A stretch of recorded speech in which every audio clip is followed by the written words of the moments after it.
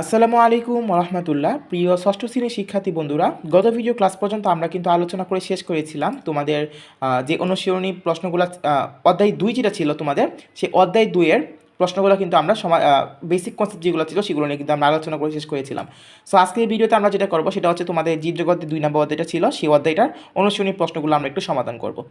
So দেখো একটু, এই যে এই পাশে দেখো, আমি বেশি একটা আলোচনা করবো না, জাস্ট উত্তরগুলো তোমাদেরকে দেখে দিচ্ছি তাতে করে তোমাদের কাছে একটু হেল্পফুল হয়।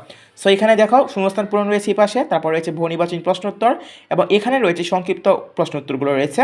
সো এখান থেকে তোমরা একটু পড়ে নিবা এবং যেভাবে লেখা রয়েছে প্রশ্নগুলো কিন্তু অবশ্যই ঠুটস্থ মুখস্থ করে নিবা, কারণ এখান থেকে দেখা যায় প্রায়ই এক্সামে তোমাদের কোয়েশন দিয়ে দেবে। সো এই যে এই পাশে দেখা রয়েছে তোমাদের সংক্ষিপ্ত প্রশ্নোত্তরগুলো এবং এখানে যে বক্স আকারের লেখা রয়েছে এইভাবে তোমরা লিখবা। 4 নম্বর কোয়েশ্চেনটা বক্স আকারে লিখবো অবশ্যই। তারপর সৃজনশীল রয়েছে এখানে, সৃজনশীল প্রশ্নগুলো তোমরা একটু দেখবে এখানে, এবং এইভাবে কিন্তু হুবহু লিখতে হবে। ক খ গ ঘ রয়েছে এবং এখানে দেখো গ নাম্বারটা যেটা রয়েছে সেটা কিন্তু দুইটা বক্স করে দিয়েছি এখানে পার্থক্যগুলো, এটা অবশ্যই তোমরা বক্স আকারে লিখবা, সব থেকে বেশি বেটার হবে।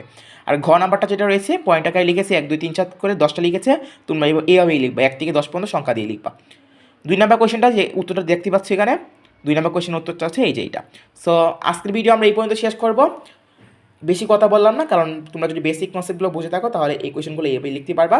আর অবশ্যই মেক শিওর করবা কোয়েশনগুলো তোমরা এভাবেই লিখছো কিনা হুবহু, ঠিক আছে? সো আজকের মতো ভিডিও আমরা এখানেই শেষ করছি, দেখা হবে নেক্সট ভিডিওতে, নেক্সট চ্যাপ্টারের ভিডিওতে। ততক্ষণ সে ভালো থাকবা, সুস্থ থাকবা।